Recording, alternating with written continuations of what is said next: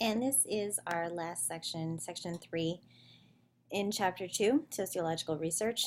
This one we're looking at ethical concerns, and we have three learning objectives.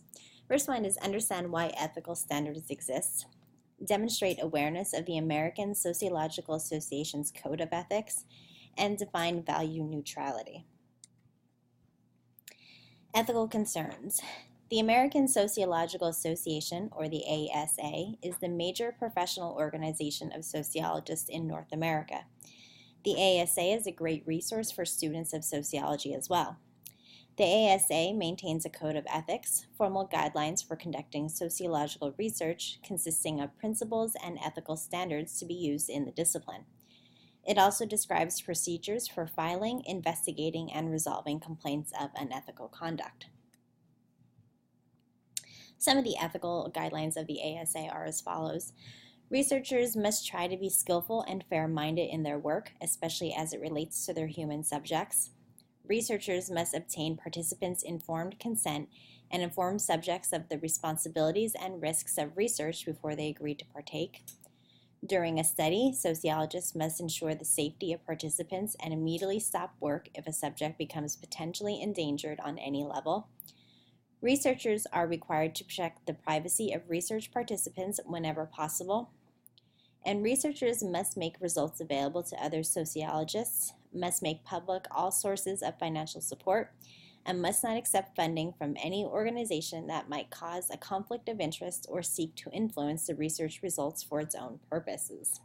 Now, there are more guidelines as well. You can look those up on the ASA's website.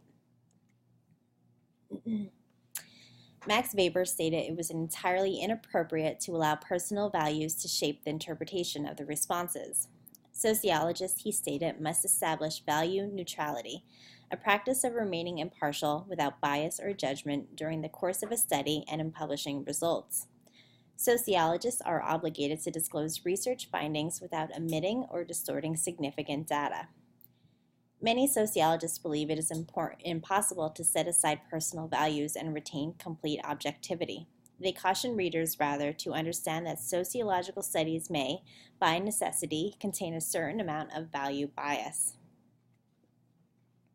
And our summary. Sociologists and sociology students must take ethical responsibility for any study they conduct. They must first and foremost guarantee the safety of their participants. Whenever possible, they must ensure that participants have been fully informed before consenting to be part of a study. The ASA maintains ethical guidelines that sociologists must take into account as they conduct research. The guidelines address conducting studies, properly using existing sources, accepting funding, and publishing results. Sociologists must try to maintain value neutrality. They must gather and analyze data objectively, setting aside their personal preferences, beliefs, and opinions. They must report findings accurately, even if they contradict personal convictions. And test yourself. Which statement illustrates value neutrality? Obesity in children is obviously a result of parental neglect, and therefore schools should take a greater role to prevent it. In 2003, states like Arkansas adopted laws requiring elementary schools to remove soft drink vending machines from schools. Merely restricting children's access to junk food at school is not enough to prevent obesity, or physical activity and healthy eating are a fundamental part of a child's education. Which person or organization defined the concept of value neutrality? The Institutional Review Board, Peter Rossi, the American Sociological Association, or Max Weber? To study the effects of fast food on lifestyle, health, and culture, from which group would a researcher ethically be unable to accept funding? A fast food restaurant, a nonprofit health organization, a private hospital, or a governmental agency like Health and Social Services?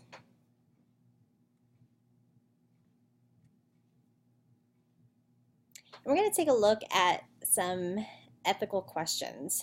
So we're going to think about how far are you willing to obey?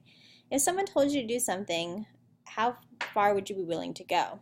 If the person was a friend, a teacher, a policeman, a man in a lab coat, a principal, a stranger, a man in an army uniform, or a sports coach. Now, depending on your relationship with the person or the amount of power the person has, could change about what you'd be willing to do. You might be willing to skip class, hit a stranger, hand over money, lie on the pavement, steal something, stand on one leg, or even kill a stranger. Hopefully, you wouldn't go that far, but it all depends on the circumstances.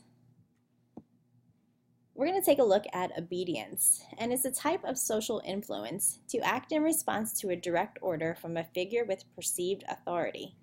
Think about who in our society has perceived authority, or whose orders would you follow without question. Keep that in mind as we do a quick study.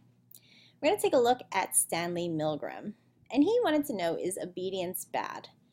Obedience is as basic an element in the structure of social life as one can point to. Some system of authority is a requirement of all communal living. From 1933 to 1945, millions of innocent persons were systematically slaughtered on command. These inhumane policies may have originated in the mind of a single person, but they could only be carried out on a massive scale if a very large number of people obeyed orders. So in class, we're going to take a look at Milgram's experiment and try to determine how ethical it truly was. Make sure you are studying for the Unit 1 test. This was the last section of the unit, so the test is coming up quickly.